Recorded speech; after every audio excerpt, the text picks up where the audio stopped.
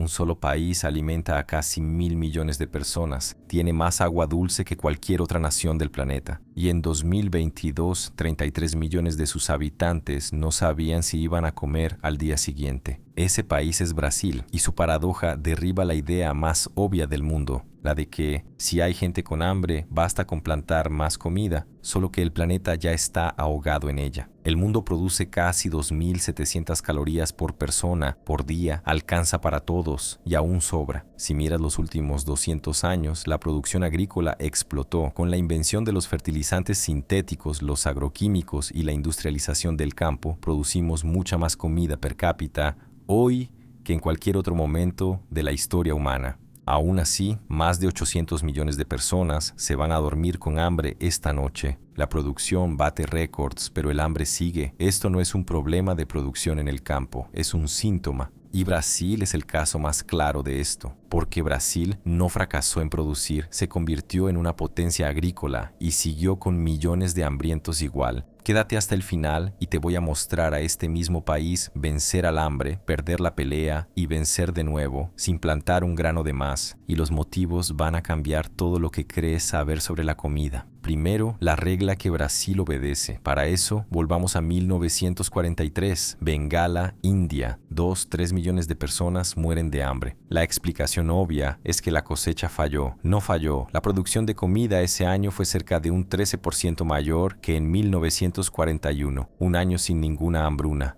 La gente no murió porque la comida desapareció, murió al lado de ella. El economista Amartya Sen ganó un Nobel explicando esto. Su palabra fue titularidad. Entitlement no es moral, es economía pura. Puedes de hecho poner la mano en la comida, puedes comprarla. En Bengala, la Segunda Guerra Mundial trajo pánico y especulación. El precio del grano se disparó más de 300% en manos de los comerciantes. Mientras tanto, la economía rural se estancó y el salario del trabajador subió apenas 30%. La comida estaba ahí. Lo que se derrumbó fue el acceso a ella, y Brasil está por demostrar exactamente eso en vivo. Pero hay otro factor. Hay países que de verdad no pueden plantar más. Toma una hectárea en 2 lugares distintos. En el promedio mundial recibe más o menos 135 kilos de fertilizante. En el África subsahariana, unas 20. Eso no es pereza, es un sistema que no existe. Sin fertilizante barato, sin caminos para sacar la cosecha y con un suelo explotado durante décadas sin que nadie reponga nada.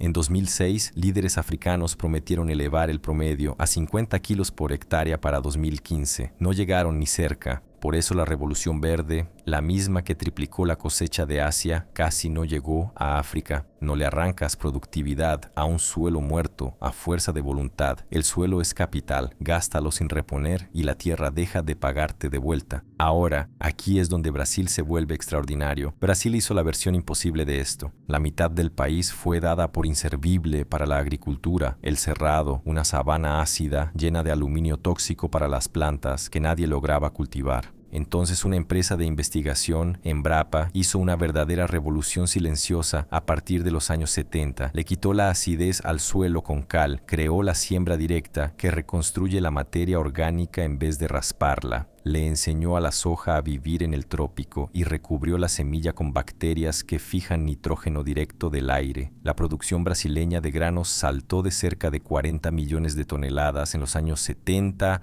a más de 300 millones de toneladas hoy. Acuérdate de la regla, el suelo es capital. Casi toda la agricultura gasta ese capital. Embrapa lo reconstruyó y transformó la tierra más sin esperanza del mundo en la más productiva. Hoy Brasil es el mayor exportador de soja del planeta, más de 40.000 millones de dólares al año, casi el doble del volumen que exporta Estados Unidos. O sea, Brasil ganó la discusión, plantó más, mucho más. Y en 2022, 33 millones de brasileños todavía pasaban hambre. 125 millones, más de la mitad del país, no lograban poner suficiente comida en la mesa con seguridad. Plantar más no acabó con el hambre, nunca iba a acabar, porque el hambre nunca fue sobre la cosecha. Y aquí viene la parte que más debería incomodarte.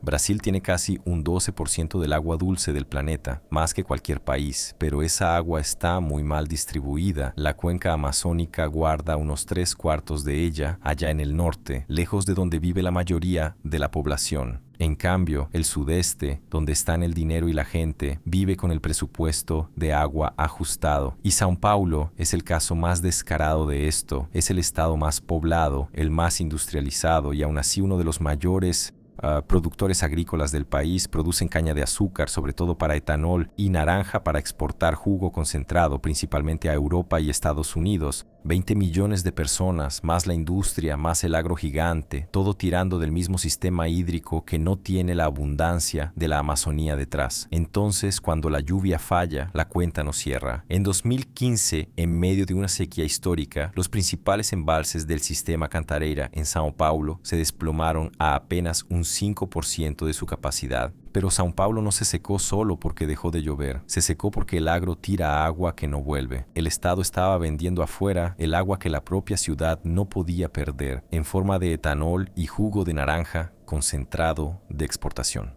El agua, igual que la comida, no se queda donde más le hace falta a la población, corre hacia donde está el dinero. Y esto es una ley global. En todo el mundo, el comercio de comida alivió el estrés hídrico en un 86% de los países ricos y lo empeoró en un 71% de los países pobres. Un grupo de investigación de la ONU lo resumió en una frase: el agua corre en dirección al dinero. Un país no exporta solo soja o jugo de naranja, exporta el agua que está dentro de ellos, lo que los economistas llaman agua virtual. Y casi un quinto del agua detrás de la soja y la carne que China importa de Brasil viene de cuencas que ya están bajo estrés hídrico serio. La cosecha se va, el agua se va con ella, el acuífero queda vacío dependiendo de la lluvia para recomponerse. Pero hasta la lluvia ahora está en riesgo. Los ríos voladores de la Amazonía, la humedad en el aire que riega los cultivos del centro-sur de Brasil, se debilitan a medida que cae la selva. Un país capaz de plantar más comida y secar la única cosa que nunca va a poder importar de vuelta. Entonces, si plantar más no es la respuesta, ¿cuál es? Ya intentaron de todo. Y aquí es donde Brasil deja de ser una advertencia y se vuelve una lección. En los años 2000, Brasil montó el programa Fome Cero, transferencia de ingresos a través de Bolsa Familia y comida escolar para 40 millones de niños. No plantó ni un grano de más, solo le dio al pobre el poder de comprar lo que ya existía, la titularidad de CEN convertida en política pública. Y en 2014, Brasil salió del mapa del hambre de la ONU.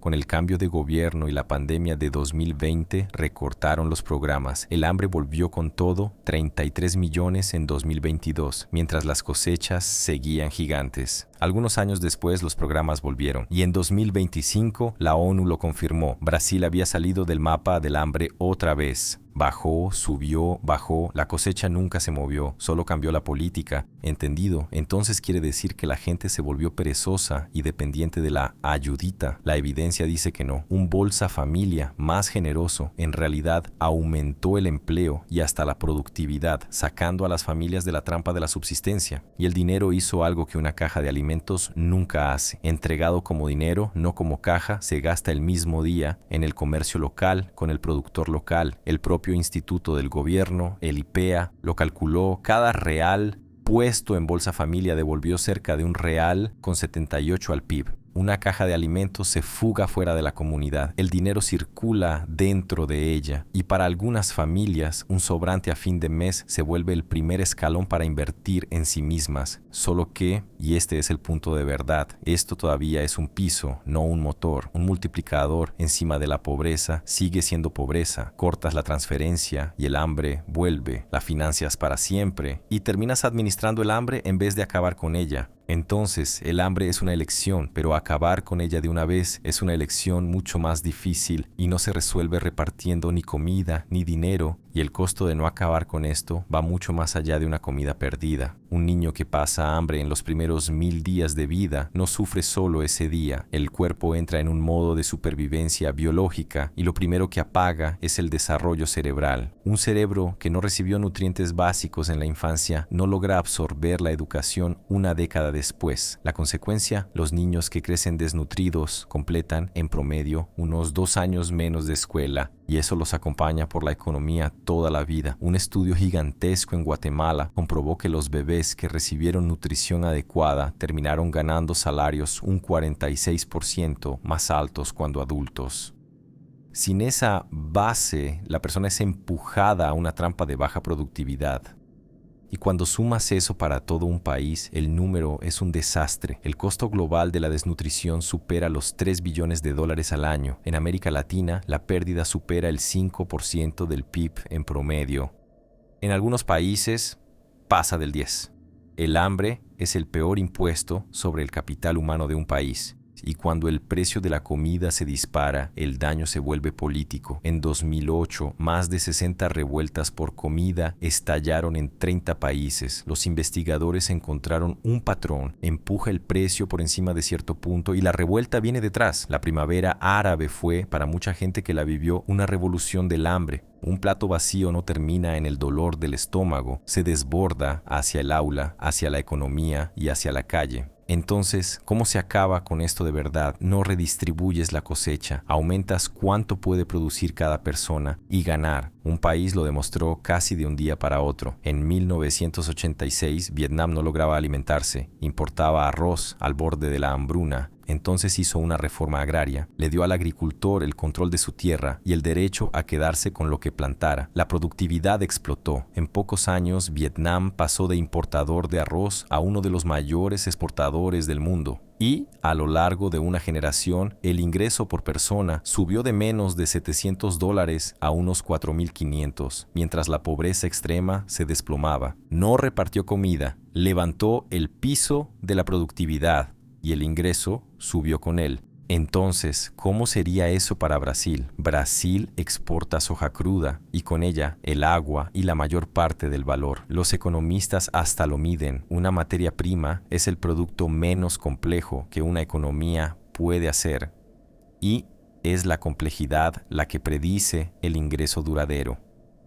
La subida es obvia una vez que la ves. No exportes pulpa de cupuaçu, exporta el helado, la bebida, la marca, procésalo aquí adentro, construye polos regionales de productividad, tecnología y apoyo dirigido al pequeño agricultor, región por región. Transforma una materia prima que seca tu agua en una industria que levanta tu ingreso. Esa es la diferencia entre alimentar gente este año y acabar con el hambre para siempre. Al final, ¿cuál es el problema del hambre? La seguridad alimentaria nunca fue un número en un boletín de cosecha. Es un sistema: el suelo, el agua, los caminos, los precios, los salarios, la complejidad de lo que un país realmente fabrica. Una cadena global que mueve calorías y valor en dirección a quien puede pagar. Y en el centro de todo, una elección política sobre quién tiene permiso de comer. Planta más comida, trata a un país como un grifo que se puede abrir más, pero un país no es un grifo, es un ecosistema con un balance financiero y un libro de cuentas de decisiones políticas. Brasil probó las dos mitades, plantó más que casi todo el mundo y siguió con hambre. Después eligió alimentar a su pueblo y el hambre cayó 2 veces, sin plantar nada de más. Y su próximo desafío no es agrícola, es fabricar más.